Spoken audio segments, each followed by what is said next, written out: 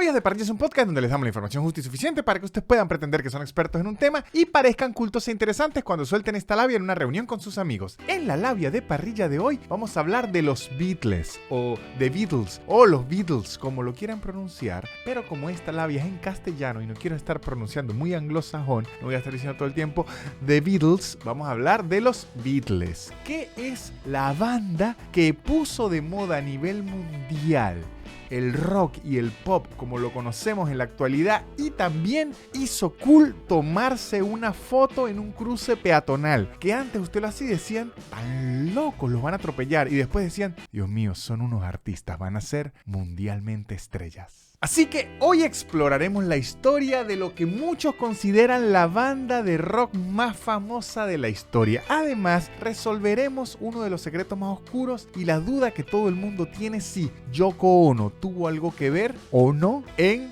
la separación de los Beatles. Así que sin más ni más, agarremos nuestras guitarras, nuestros cortes de pelo que parezcamos honguito de Mario Bros. Y comencemos con la labia. Se podría considerar que el inicio de los Beatles fue cuando John Lennon conoció a Paul McCartney el 6 de junio de 1957 en una fiesta en su ciudad natal, Liverpool. Ciudad que luego sería mundialmente famosa por ser la cuna de los Beatles y recibir hasta en la actualidad muchísimo turismo gracias a los Beatles. John Lennon para este entonces tenía solo 16 años y tenía una banda con sus amigos del colegio llamada Quarrymen, que tocaba una especie de rock and roll pero muy primitivo y muy sencillo llamado skiffle. El skiffle fue un género creado en los Estados Unidos por la clase trabajadora en los años 20 y se distinguía por ser como muy sencillo de tocar y los instrumentos eran o muy baratos o hasta hechos en casa. Apenas John y Paul se conocieron en esta fiesta empezaron a hablar de gustos musicales y como ya saben, si usted en una fiesta se junta con alguien y se pone a hablar de gustos musicales,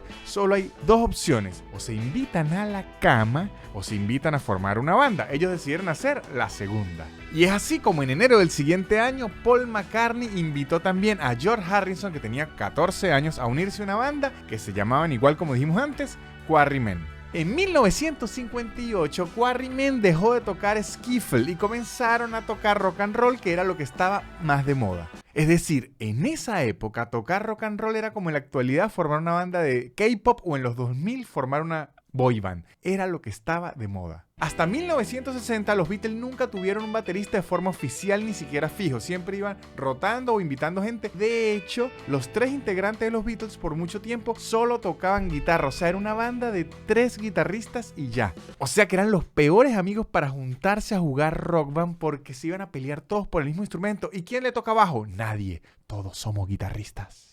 Hasta 1960 la banda pasó por diversos nombres, se llamaron Quarrymen, luego Johnny and the Moondogs. Hasta 1960 un compañero de cuarto de John Lennon le sugirió que se llamaran The Beatles, o sea, los Beatles. O sea, los escarabajos en español, porque Beetle en inglés es escarabajo, el animal, o el Volkswagen, que también es escarabajo. Y lo dijo como sugerencia de un juego de palabras de la palabra beat, de ritmo, y la palabra less, de no tener. Entonces, los sin ritmo serían los Beatles. Y le dijo, ¿pero qué pasa si son los Beatles? Como los Beatles. Y así es, los sin ritmo, pero con ritmo y el animal. Y John Lennon dijo, ¿me puede prestar la droga que está fumando? Y acepto.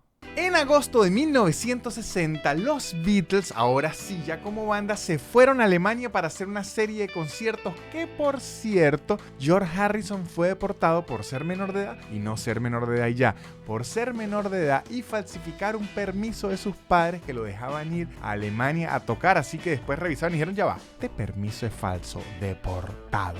Que por cierto, John Lennon y Paul McCartney también fueron deportados de Alemania, pero no por falsificar permisos, sino por causar un incendio en un hotel en Hamburgo, que además lo causaron poniendo un preservativo en la pared, prendiéndole fuego e incendiaron el hotel y le dijeron, ¿saben qué?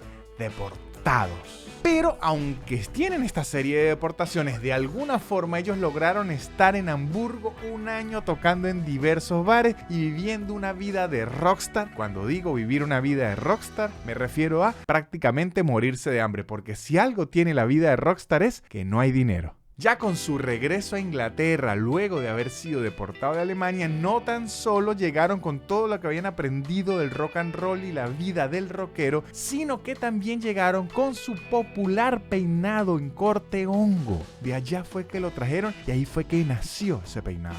El corte de pelo así estilo totuma, estilo hongo, en realidad se llamaba el mop top en Inglaterra y fue una idea de una amiga fotógrafa de la banda inspirada, según algunas fuentes, en los indígenas de Sudamérica. ¿Y por qué digo según algunas fuentes? Porque ustedes ya saben que cuando una banda es así de legendaria y famosa, todo el mundo empieza a decir, ¿sabe qué? Esa fue idea mía. Yo fui el que le dije a Maradona, péguele con la mano. Siempre aparece eso, pero esta es la historia que más se ha contado, que más se dice y que más se cree. Que esta amiga fotógrafa se basó en los indígenas de Sudamérica y les dijo, ¿saben qué? Ustedes necesitan un mop top. En 1962, ya en Inglaterra y ya con su corte de indígena suramericano, es cuando Ringo Starr entra a los Beatles como el baterista oficial, luego de que pidieran al baterista anterior, Pete Best. Por eso siempre se dice que Ringo está como un poco apartado, es porque fue el que llegó de último a los Beatles y además es el que llegó después de uno, después de otro, después de otro. Ay, bueno, vamos a dejar a Ringo. Ese mismo año, en 1962, la banda hizo su primer lanzamiento oficial como los Beatles y fue una grabación de una canción llamada Love Me Do. A partir de esta canción se podría decir que los Beatles arrancaron una carrera como la de Rápido y Furioso, o sea, éxito, éxito, éxito y familia. No, mentira, los Beatles no tenían mucho familia, pero éxito sí. Pero como era de esperarse en cualquier cosa que se refiere a dinero, no se consideró un éxito comercial hasta que no llegó a los gringos. Y es así como en 1963 los Beatles sí llegaron a los Estados Unidos con su primer álbum llamado Please, Please Me, que en realidad era una mezcla de todas las grabaciones que ya habían lanzado en Inglaterra, pero con un formato y un empaquetado para que a los gringos les gustara y gastaran su dinero en ellos. Todo esto despertó un fenómeno musical histórico que fue tan grande que luego fue denominado la Beatlemanía, que se dice que todos los adolescentes en todas partes de los Estados Unidos a cualquier hora y de cualquier forma estaban oyendo los Beatles y se morían por ser los Beatles. De todas formas, para esta labia es muy importante que sepan que luego en el año 1964, es un año que realmente va a importar para los Beatles, este año es conocido como la invasión británica, que es algo que le encanta a los gringos de 1900, pero algo que los gringos de 1700 hubiesen odiado.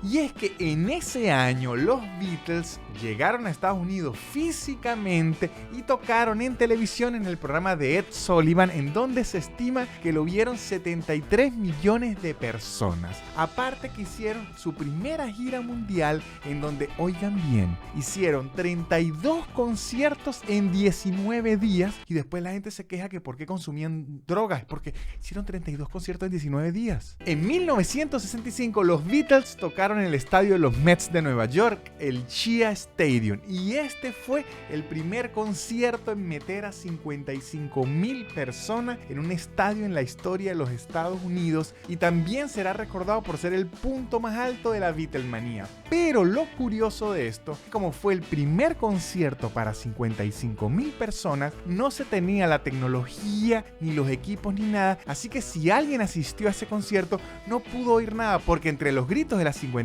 personas y la carencia de equipos que se tenía en ese concierto no se oía nada. Y que los Beatles andan allá. Los Beatles, yo venía a ver un juego de béisbol. Que los Beatles, ¿dónde? Allá. El béisbol. En 1966, después del lanzamiento del álbum Revolver, los Beatles se pararon una mañana y dijeron, ¿saben qué? No vamos a tocar más nunca en vivo. De hecho, ese año hicieron su último concierto en vivo oficial y ni siquiera es que fue un super concierto de despedida, no. De hecho, solo habían vendido la mitad de las entradas del concierto y el concierto duró apenas 35 minutos y solo tocaron 11 canciones. O sea, ya ellos estaban, ¿qué es esto? Qué asco, no quiero volver a tocar más. Ahora, ¿por qué yo dije que el concierto en San Francisco había sido su último concierto oficial? Porque 3 años después, en 1969, hubo un concierto en vivo más, solo que este fue mucho más pequeño y sin simbólico. Porque el 30 de enero de 1969 los Beatles decidieron tocar en la terraza de Apple Records Studios, su estudio de grabación favorito. Tocaron en vivo, abiertamente, llevando frío para todo el público que se acercara a oírlos, y lo hicieron como una forma de contentar a algunos miembros de la banda porque ya estaban teniendo muchos problemas internos, se querían separar pero tenían contratos que cumplir y dijeron: ok, vamos a intentar hacer algo muy lindo, algo muy ameno para que estos no se separen nunca, pero fracasó. Se dice que la razón principal por la que los Beatles dejaron de tocar en vivo fue por una visita que hicieron en una gira a Manila. ¿Y qué ocurrió? Se dice que en Manila había un dictador llamado Ferdinand Marcos, que tenía una esposa llamada Imelda Marcos y que era muy fanática de los Beatles junto a sus 4 hijos. La señora Imelda no se le ocurrió una mejor idea que preparar un concierto en el palacio para ella, sus hijos y 400 niños, hijos de otros políticos de la dictadura, que a su vez iban a transmitir por televisión. Los Beatles fueron engañados y los llevaron allá mucho antes de llevarlos al lugar de su concierto oficial. Cuando John Lennon se dio cuenta que le iban a hacer un concierto a los hijos del dictador y los hijos de los amigos del dictador, John Lennon se negó. Luego, la dictadura, como venganza, puso videos de todos esos niños llorando porque no tuvieron el concierto de los Beatles y los expulsaron de Manila. Así que los Beatles dijeron: ya no vamos a saber si ustedes son público real o hijos de dictadores, así que no volvemos a tocar en vivo. Luego de este momento tan raro, bananero y dictatorial, los Beatles entraron en lo que se llama la era de la psicodelia, o como le dicen los profesionales, su era Lokis. Acá es cuando ellos empiezan a experimentar con drogas mucho más fuertes como el LSD y los hongos, y bueno, pasa lo que toda profesora de colegio dice que va a pasar. Más nunca se bañaron, más nunca se cortaron el pelo, se dejaron crecer la barba, usaron ropa ancha y se volvieron hippies. Ahí entre 1967 y 1969 los Beatles hicieron sus últimos 6 discos, ya una relación que entre ellos parecía muy decadente, y aunque experimentaron con muchos sonidos nuevos, muchos instrumentos nuevos y crearon una cultura musical muy fuerte, la relación de la banda iba mal. De hecho, estas peleas son las que luego hacen que los Beatles se separen, y debo darle este dato: los Beatles se separaron en un parque de Disney, lo que deja la vara muy alta para cuando alguien vaya a terminar unas relaciones. A mí sí me van a terminar que sea como los Beatles, con Mickey Mouse viéndome llorar. Es que les cuento cómo inician estas peleas, porque los contratos de los Beatles eran bastante injustos entre ellos. Básicamente, el contrato decía que aunque los 4 eran vocalistas y los 4 tenían las mismas responsabilidades en la banda, tan solo John Lennon y Paul McCartney por contrato tenían la responsabilidad de elegir quién iba a escribir las canciones de la banda, y en su mayoría elegían las canciones que escribían ellos. Y fue ahí cuando, ya hartos, Ringo Starr y George Harrison, sobre todo el segundo, ya no soportaban tener que vivir a la sombra de Lennon y McCartney, porque él consideraba que sus habilidades de compositor eran si acaso iguales o mucho mejores que las de los otros dos. Así que dijo: ¿saben qué? Si esto sigue así, me voy yo con mis canciones para otro lado. Y ahí fue en donde se disuelve la banda Los Beatles, que no duraron ni 10 años, pero se consideran que en estos 10 años revolucionaron la industria de la música por completo y sentaron las bases de la industria musical que tenemos hoy en día. De hecho, ellos sentaron la base de lo que es en la actualidad un contrato discográfico, que como habrán visto en las historias de, no sé, los Backstreet Boys, Taylor Swift o cualquier otro artista de reggaetón, no es que las bases de un contrato discográfico sean muy buenas hasta ahora, pero bueno, lo que tenemos se lo debemos a los Beatles. También se dice que revolucionaron la música rock y prácticamente inventaron el pop actual, y de hecho inventaron los videos musicales. Antes de ellos no existían los videos musicales, así que cada vez que usted vea a Dua Lipa en un video musical cantando increíble y bailando increíble, hay que decir: gracias Beatles y gracias Dios por haber creado esta criatura tan hermosa.